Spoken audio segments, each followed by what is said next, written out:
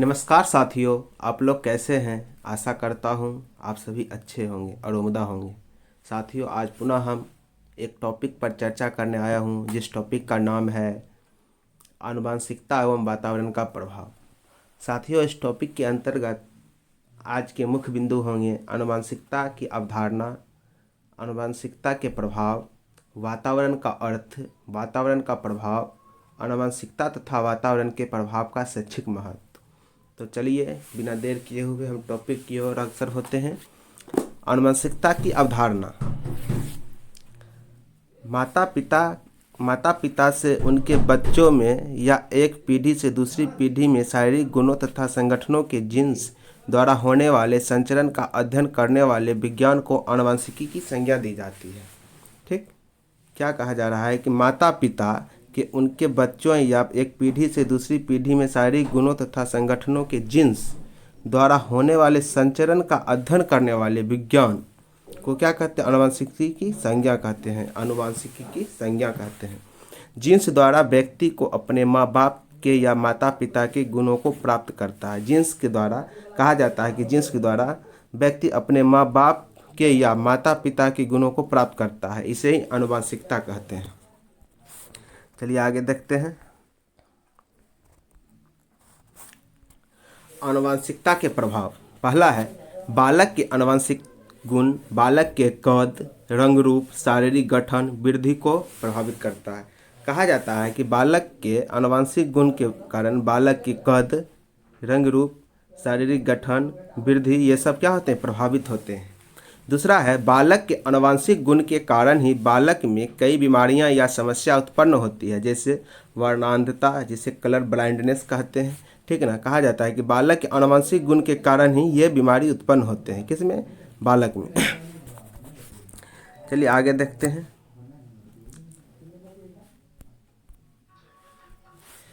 बालक के आनुवंशिक गुण बालक की वृद्धि पर भी प्रभाव डालते हैं। बालक के आनुवंशिक गुण बालक की वृद्धि पर भी प्रभाव डालते हैं। गोडार्ड कहते हैं कि मंद बुद्धि के माता पिता के संतान मंद बुद्धि की तथा तीव्र बुद्धि के माता पिता की संतान तीव्र बुद्धि की होती है। ये किनकी कथन है?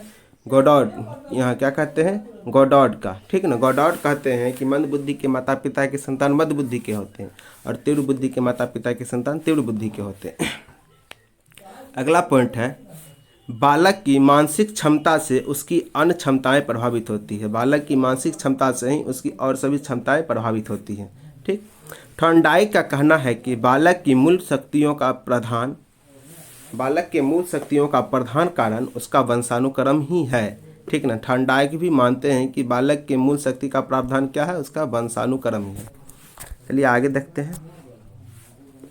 कुछ मनोवैज्ञानिकों का मानना है कि चरित्रहीन माता पिता की संतान चरित्रहीन होती है, परंतु व्यक्ति के व्यवहार के लिए सिर्फ आनुवंशिकता को अकेले जिम्मेवार नहीं ठहराया जा सकता।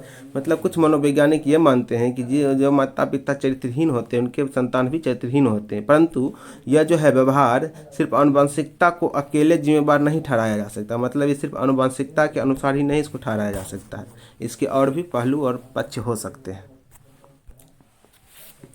अब है वातावरण का अर्थ। वातावरण का अर्थ पर्यावरण है, यानी पर्यावरण शब्द परिजोर आवरण किससे बना है? परिजोर आवरण से बना है। पर्यावरण, वातावरण का अर्थ पर्यावरण है और इसका संधि विच्छेद होता है परिजोर आवरण। ठीक ना। परिजोर आवरण से मिलकर बना है, जिसका अर्थ होता है चारों ओर से घिरा हुआ। अर्थात मानव अपने आसपास जिनसे घिरा हुआ है, मानव अपने आसपास जिनसे घिरा हुआ, उसमें जल, वन, पहाड़, पठार, नदी, मरुस्थल ये सब आते हैं।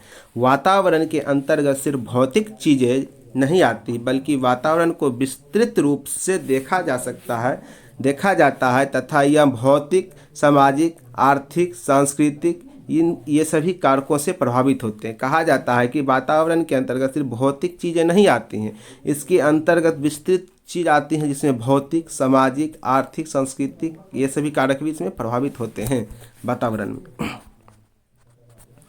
चलिए आगे देखते हैं। वातावरण का प्रभाव। वातावरण का प्रभाव व्यक्ति के शारीरिक रूप रंग पर भी पड़ता है। कहा जाता है कि वातावरण का प्रभाव व्यक्ति के शारीरिक रूप रंग पर भी पड़ता है। शारीरिक लक्षण आनुवंशिकता से प्रभावित होते हैं, यानी कि शारीरिक लक्षण जो है किससे प्रभावित होते हैं, आनुवंशिकता से प्रभावित होते हैं। लेकिन वातावरण का भी प्रभाव स्पष्ट दिखता है। वातावरण व्यक्ति के चहुमुखी या सर्वांगीण विकास पर भी प्रभाव डालता है।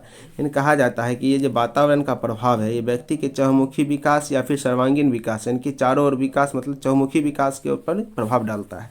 बालक का व्यवहार काफ़ी हद तक वातावरण से प्रभावित होता है। बालक का व्यवहार जो है बहुत हद तक वातावरण पर भी प्रभावित होता है कि उसे किस प्रकार का वातावरण मिला है, इस पर भी उसका व्यवहार प्रभावित होता है।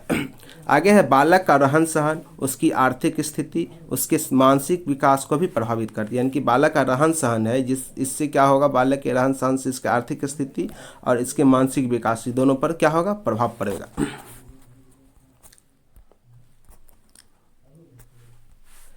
आगे है बालक पर वातावरण के कुछ प्रमुख प्रभाव स्पष्ट रूप से इस प्रकार है। पहला है मानसिक विकास, दूसरा है शारीरिक विकास, तीसरा है बुद्धि पर, चौथा स्वास्थ्य, व्यक्तित्व पर, संज्ञानात्मक विकास पर, संवेगात्मक विकास पर,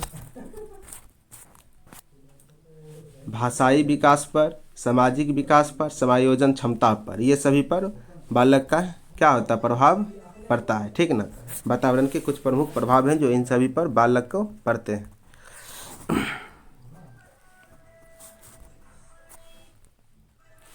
आगे है आनुवंशिकता तथा वातावरण के प्रभाव का शैक्षिक महत्व। बालकों की शिक्षा में आनुवंशिकता तथा वातावरण दोनों का योगदान महत्वपूर्ण है। कहा जाता है कि बालक की शिक्षा में आनुवंशिकता और वातावरण इन दोनों का योगदान महत्वपूर्ण है। ठीक ना, बालक की यदि आनुवंशिकता अच्छी है परंतु उसे अच्छा वातावरण नहीं मिल पाया है तो उसका शैक्षिक विकास ठीक ढंग से नहीं हो पाएगा। यदि बालक प्रारंभ से अच्छे स्कूल में पढ़ता है, कहता है कि यदि उसका वातावरण अच्छा नहीं है और फिर उसका शैक्षिक विकास वातावरण अच्छा नहीं मिल रहा तो उसका शैक्षिक विकास ठीक ढंग से नहीं हो पाएगा।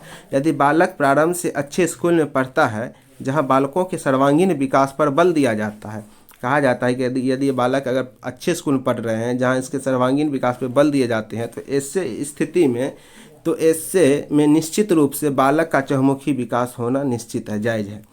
वर्तमान में व्यक्तित्व की महत्ता अधिक है। उसके अंतर्गत व्यक्ति की सिर्फ सुंदरता ही नहीं बल्कि उनके गुण, उनके विचार, चिंतन, तार्किक क्षमता, व्यवहार आदि को अच्छा व योग्य बनाने का कार्य होता है। कहा जाता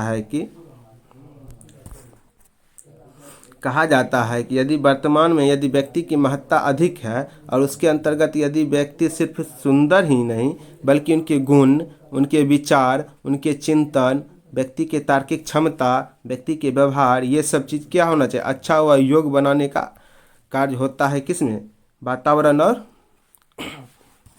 जहाँ बालक के प्रारंभ स्कूल में जहाँ पर पढ़ाया जाता है, जहाँ सर्वांगीण विकास होता है, वहाँ बालक के ये सब चीज़ें में भी यही वजह है कि शिक्षक स्कूल आदि की भूमिका महत्वपूर्ण हो जाती है। हाँ, यही वजह है कि स्कूल में शिक्षक की भूमिका अत्यधिक महत्वपूर्ण हो जाती है। किस लिए, जहाँ पे अगर शिक्षक अच्छे ढंग से सर्वांगीण विकास होता है, अच्छे स्कूल रहते हैं, वहाँ बच्चे के गुण, उनके विचार, चिंतन, तार्किक क्षमता, व्यवहार, ये सब चीज़ में भी वृद्धि होती है। आगे है शिक्षा मनोविज्ञान के क्षेत्र में एक विवादित प्रश्न यह है कि बालक की शिक्षा में वंशानुक्रम का महत्व अधिक है या वातावरण का। कहा जाता है कि शिक्षा मनोविज्ञान यानी कि चाइल्ड डेवलपमेंट में एक विवादित प्रश्न यह है कि बालक की शिक्षा में वंशानुक्रम का महत्व है या वातावरण का। इस विषय को लेकर दोनों पक्षों के विद्वानों ने अपने अपने पक्षों का समर्थन करने के लिए विभिन्न प्रयोग तथा अध्ययन किए। यानी कि ये दोनों चीज़ अपने अपने विद्वान जो विद्वान है इन दोनों पक्षों पे विभिन्न प्रकार के प्रयोग किए, ठीक ना, तथा अध्ययन किए। इन सब अध्ययन करने के पश्चात यह भली भांति स्पष्ट हो जाता है कि बालक के व्यक्तित्व के विकास में वंशानुक्रम और वातावरण दोनों का महत्व, यानी कि बालक के व्यक्तित्व के विकास में वंशानुक्रम और वातावरण दोनों का महत्व। इसलिए शिक्षा देते समय वंशानुक्रम और वातावरण दोनों का ध्यान में रखना अत्यंत आवश्यक है। वंशानुक्रम और वातावरण के ज्ञान से शिक्षक यानी कि वंशानुक्रम और वातावरण के ज्ञान से शिक्षक शिक्षार्थी के सर्वांगीण विकास में सहायता प्रदान कर सकता है। चलिए आगे देखते हैं। बालकों में पाई जाने वाली जन्मजात क्षमताओं में अंतर होने का मुख्य कारण वंशानुक्रम है। अब यहाँ कहा जाता है कि बालकों में पाई जाने वाली जन्मजात क्षमताओं में अंतर होने का मुख्य कारण क्या है, वंशानुक्रम है। इस बात को ध्यान में रखकर शिक्षक पिछड़े और मंदबुद्धि बालकों की प्रगति में अपना महत्वपूर्ण योगदान दे सकते हैं, यानी कि उसे अच्छे तरीके से बता सकते हैं, समझा सकते हैं। किस लिए? यदि बालक यानी जन्मजात क्षमता के कारण ही, वंशानुक्रम के कारण ही, ये जन्मजात क्षमता के अंतर होने के कारण जो पिछड़े वर्ग और मंदबुद्धि के बालक की प्रगति में शिक्षक अपना महत्वपूर्ण योगदान देके उसे भी अच्छे ढंग से शिक्षा दे सकते हैं। अब कहा जाता है कि वंशानुक्रम के कारण बालक शारीरिक दृष्टि से भिन्न विकास में अपना महत्वपूर्ण योगदान दे सकता है, यानी कि वंशानुक्रम के कारण बालक शारीरिक दृष्टि से भिन्न विकास में अपना महत्वपूर्ण योगदान दे सकता है। आगे, वंशानुक्रम से बालकों में कुछ प्रवृत्तियां होती है। वंशानुक्रम से बालकों में कुछ प्रवृत्ति होती है, जिनमें से कुछ सामाजिक दृष्टि से अवांछनीय होती है, जिसके कारण वह समाज में अशिष्ट व्यवहार करता है। ठीक, ऐसी दशा में शिक्षक बालक की अवांछनीय प्रवृत्ति पर ध्यान देकर उसे उचित सामाजिक दृष्टिकोण प्रदान किया जा सकता है। इनके अवांछनीय दृष्टिकोण जितने भी है उस पर ध्यान दे के उसे सुधारा जा सकता है बालक के। कुछ बालकों में वंशानुक्रम जनित विकार आ जाते हैं। ऐसे बालकों को सहानुभूतिपूर्ण शिक्षा देनी चाहिए अच्छे ढंग से। अब है वातावरण का महत्व। वंशानुक्रम और वातावरण दोनों मानव विकास को समान रूप से प्रभावित करते हैं। शुरू में कहा गया था कि वंशानुक्रम मानव को प्रभावित करने में वंशानुक्रम और वातावरण दोनों का अमूल्य योगदान है। बालक की शिक्षा में उसके वातावरण का अध्ययन करना भी नितांत आवश्यक है। कहा जाता है कि बालक की शिक्षा में उसके वातावरण का अध्ययन, मतलब किस परिवेश में वो रह रहा है उसका भी अध्ययन करना नितांत आवश्यक है। विकास के सभी गुण वंशक्रम में निहित होते हैं, किंतु गुणों की संपूर्ण उन्नति और विकास वातावरण पर निर्भर होता है। कहा जाता है विकास के सभी गुण तो वंशक्रम में निहित होते हैं, परंतु गुणों की संपूर्ण उन्नति और विकास वातावरण पर निर्भर करता है। अब है वंशानुक्रम का महत्व।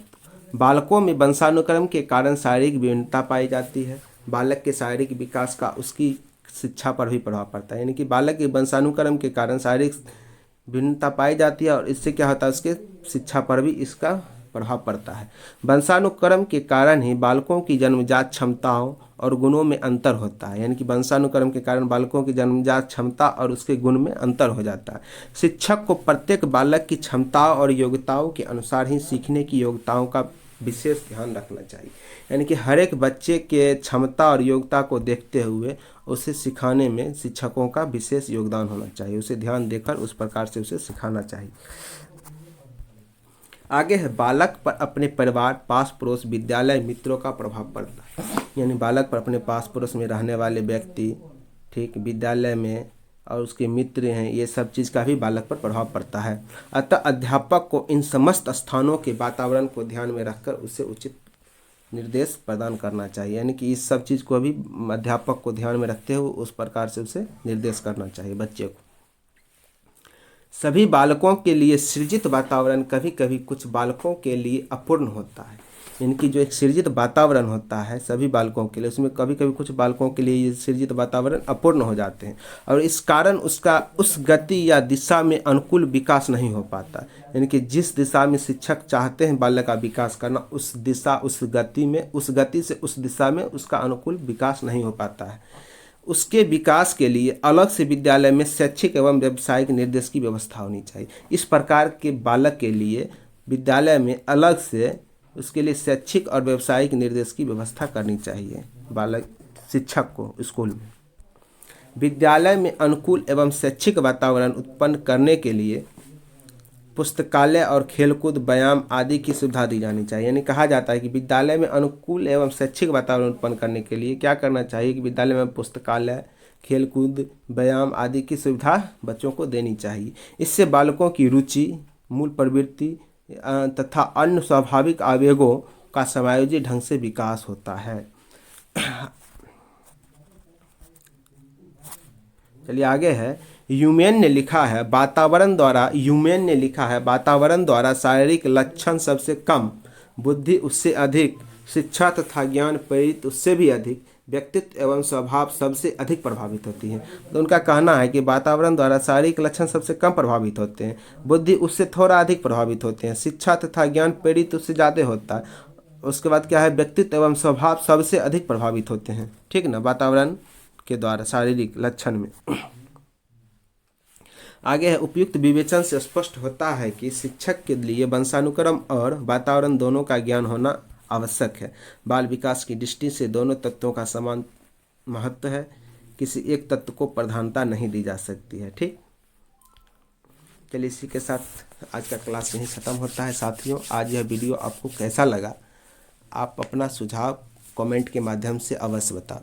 और अंत में साथियों, आपसे इतना कहना चाहूँगा कि आपको अगर यह टॉपिक अच्छा लगा हो तो आप एक लाइक ज़रूर दें इस टॉपिक के लिए, और इसी प्रकार और भी टॉपिक पाने के लिए इस चैनल को सब्सक्राइब करें और घंटी के बटन को दबावें, ताकि समय समय पर आपको हमारे चैनल के माध्यम से टॉपिक वाइज क्लास का वीडियो मिलता रहे। धन्यवाद।